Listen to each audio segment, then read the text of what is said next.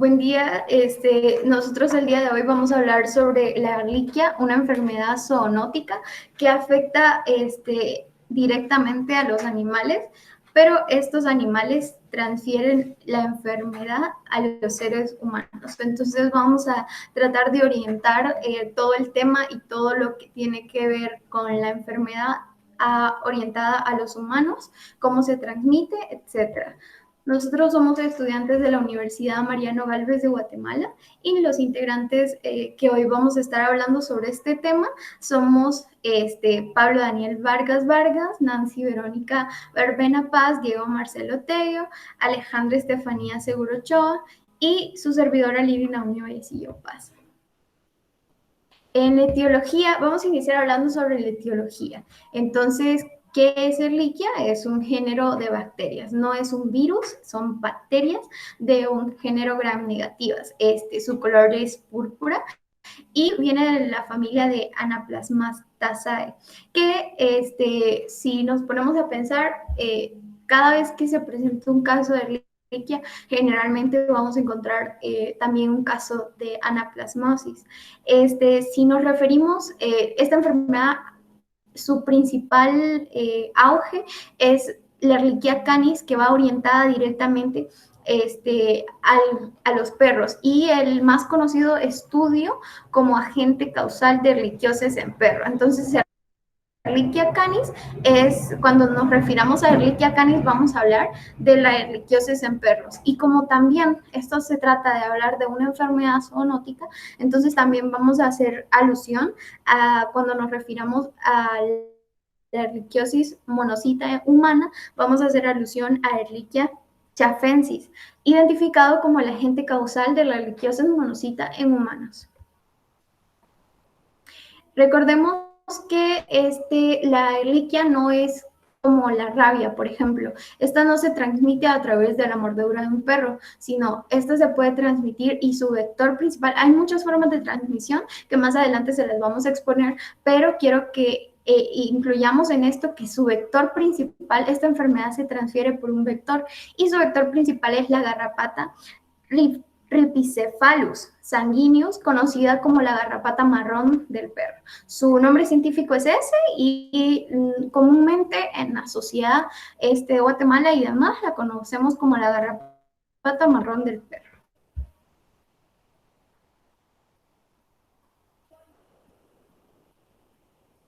A continuación vamos a hablar sobre la distribución geográfica con mi compañero Pablo.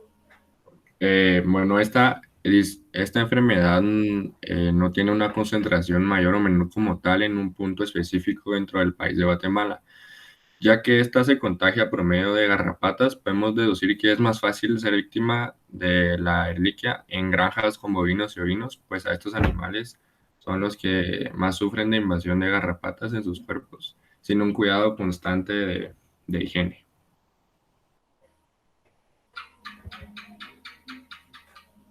Ok, entonces vamos a hablar sobre la erliquia, cómo se presenta en los animales.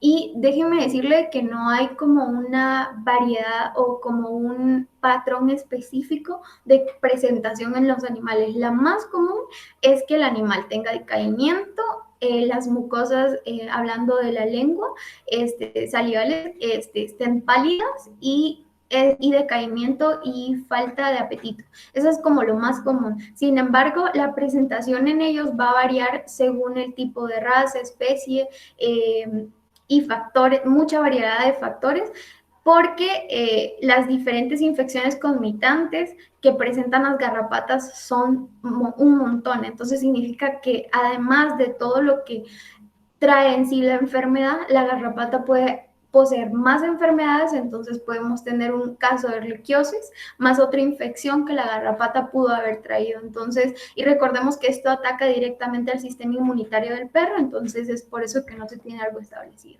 Pero sin embargo, podemos conocer tres fases de la enfermedad de erliquia. Ehrlichia canis, que son la fase aguda, la fase subclínica, la fase crónica. En la fase aguda suele desarrollarse generalmente los síntomas entre la segunda a 4 semanas. Y los síntomas aquí generalmente suelen presentarse como una disminución en el apetito, el perro está muy deprimido, en algunos casos además del aumento de tamaño del vaso y linfocitos, vómito, dificultad para respirar, secreciones nasales y cojeras, pero todo esto va a depender si se le hace al animal un examen clínico. Recordemos que además se puede presentar generalmente afecta generalmente a los mamíferos, zorros, gatos, por ejemplo, y perros se han visto muy infectados por esto. En la fase subclínica, yo se los resumo, como el animal se ve muy normal y suele pasar de que se piensa de que él está bien y se descuida, porque solamente hay un decaimiento, una leve anemia, y si el dueño se descuida, entonces pasa lo que es la fase crónica. Y esta fase es la más crítica, la más peligrosa, donde se manifiesta el perro con una suma debilidad, se ve que él no se quiere levantar, hay mucha depresión, pérdida crónica de peso, anorexia, acompañada de palidez en sus mucosas, inflamación, ceguera, sangrados en la nariz, puede causar edema, puede causar disnea, inflamación en el riñón, en fin, una cantidad enorme de cosas. Entonces es por eso que se debe cuidar bastante las 3 fases que se pueden dar en un animal. A continuación los voy a dejar con una explicación más profunda sobre los métodos de transmisión. Los métodos de transmisión de la erliquiosis humana, pues sabemos que es una enfermedad febril aguda transmitida por la mordedura de garrapatas y pulgas procedentes de animales enfermos o que son portadores, como perros, gatos, ganado vacuno, caballos. Es importante siempre prever este tipo de enfermedades, ya que, pues, como mi compañera lo dijo, nos la pueden transmitir a nosotros, entonces es importante mantener la vacunación y desparasitación de los animales y cuidar siempre que no se vuelva una plaga esta enfermedad. Yo les voy a hablar de la erliquiosis en el humano. Ya sabemos que esta se transmite por garrapatas y hay 2 tipos en humanos, que la primera es la erliquiosis monocítica humana y la segunda es la erliquiosis granulocítica humana. Esta enfermedad se puede transmitir por la garrapata del perro americano, la garrapata del venado y la garrapata de la estrella solitaria. Los síntomas de esta enfermedad pueden ser muy parecidos a los de la gripe, ya que son la fiebre, escalofríos, dolor de cabeza, dolores musculares, náuseas y diarrea. En el tratamiento se dan 2 antibióticos, que es la tetraciclina y la doxiciclina, para poder tratar la enfermedad. Pero en el caso de los niños, a ellos no se les puede dar tetraciclina hasta que ellos ya tengan sus dientes permanentes, ya que este antibiótico puede causar un cambio definitivo en el color de los dientes. Y como prevención, tenemos que a la hora de que nosotros vayamos a una zona muy boscosa o algo así, ir con pantalón, cubrirnos con calcetines largos, usar una camisa de manga larga, meternos la camisa de manga larga en el pantalón y tratar de usar ropa clara porque así podemos identificar si se nos ha subido una garrapata.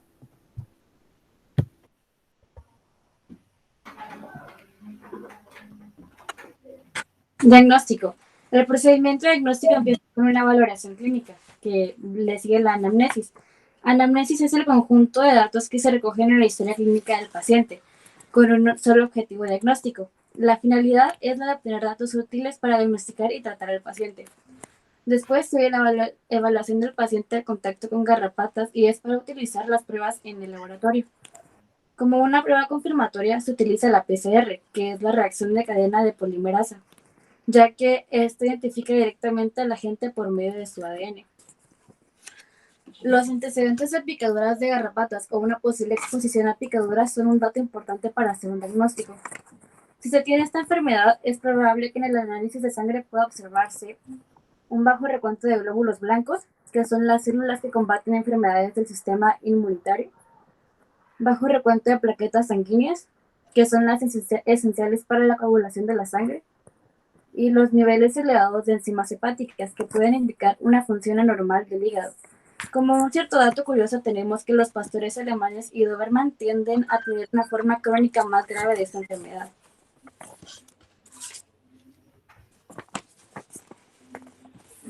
Tenemos lo que es prevención. Para prevenir el contagio de esta enfermedad es necesario mantener a su animal de compañía desparasitado, especialmente si suele visitar plazas o parques, evitando donde estén las áreas infestadas de garrapatas. Hay muchos métodos para el control de las garrapatas, incluyendo baños, aerosoles, pipetas y collares, que son los más comerciales. También recordemos realizar una limpieza integral de la casa. Podemos utilizar insecticida en la cama del animal, pero siempre siguiendo las instrucciones al pie de la letra, para no causar ninguna intoxicación. Retirar las garrapatas hinchadas con cuidado y no aplastarlas entre los dedos, ya que el hecho de aplastar la garrapata puede facilitar la transmisión de alguna enfermedad. Para extraer una garrapata es recomendable utilizar unas pequeñas pinzas. Mantener el césped y maleza recortada en el patio y en las áreas donde la garrapata pueda esconderse. Revisar a su perro todos los días en busca de garrapatas y retirarlas tan pronto como sea posible, pues las garrapatas deben alimentarse por lo menos de 24 a 48 horas para difundirlas.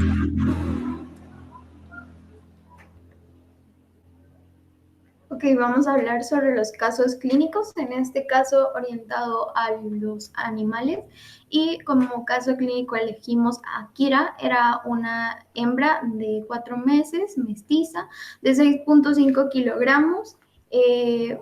Y resulta ser de que ella llegó a la clínica por motivo de epitaxis en fosa nasal derecha, inapetencia, depresión y abdomen distendido. La perrita había llegado en una fase subclínica donde no le prestaron mucha atención y esto trajo complicaciones grandes que la llevaron a una fase crónica. Como plan diagnóstico, se le solicita al propietario realizar un cuadro hemático para ver su hemoglobina con un recuento de plaquetas. Además, se le solicita realizar la prueba diagnóstica de la Ehrlichia para confirmar que porque los síntomas arrojaban que era erliquiosis y se le realiza una transfusión de sangre de forma inmediata debido a que su estado de anemia con los resultados era totalmente crítico. La prueba de SNAP confirma que el diagnóstico era positivo para Ehrlichia canina y muestra una marcada anemia, leucopenia y trombocitopenia.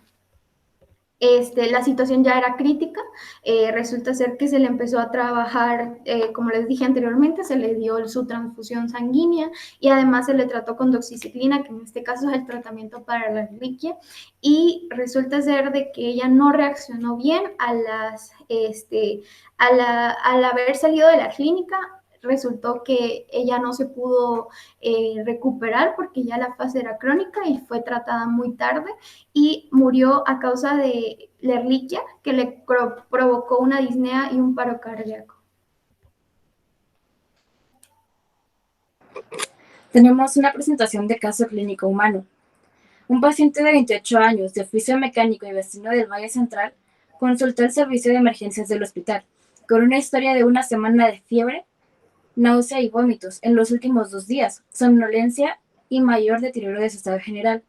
Tenía 2 perros como mascotas. Al examen físico se encontró orientado, aunque somnolento y poco comunicativo. Se describió marcada inyección conjuntival, lengua frambuesada, eritema generalizado de predominio facial, que desaparecía en la presión, pero era con exploración cardiopulmonar y abdominal sin alteraciones llamativas. Ante esta sospecha clínica de shock tóxico o leptospirosis, se inició un tratamiento empírico con penicilina. La radiografía de tórax y el ultrasonido abdominal se describieron como normales. Fue admitida al servicio de terapia intensiva, donde al día siguiente se observó descamación leve en la cara y en las manos y sangrado en sitios de venucción y de la punción lumbar.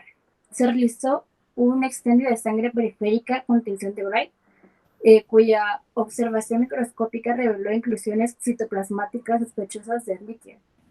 Y se inició un tratamiento con doxiciclina en dosis de 100 miligramos 2 veces al día.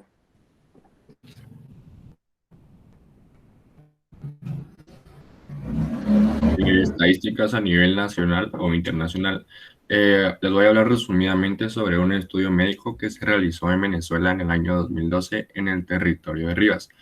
Habían 200 perros, de los cuales se tomaron 110 como muestra, y lo obtenido fue probabilidad de error de tipo 1 de 0.5 y una potencia de 80%. Y se calculó la cero prevalencia de anticuerpos de antierliquia, y el 80% de los perros seropositivos estaban infectados, al igual que el 32% de los perros seronegativos también estaban infestados de garrapatas, por lo que se puede deducir que había una gran cantidad de población canina infestados de garrapatas.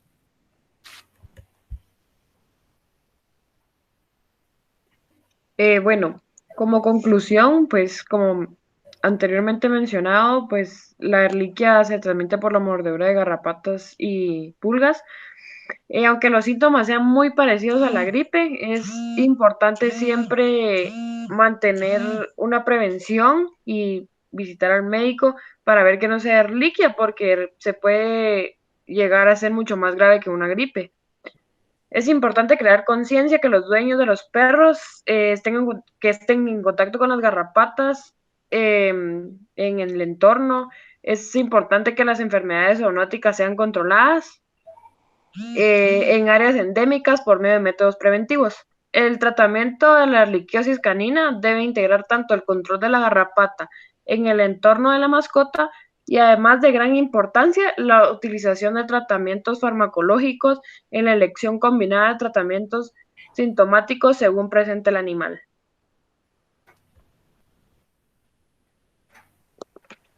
Muchas gracias. Esta fue nuestra presentación y espero haya sido de mucha información.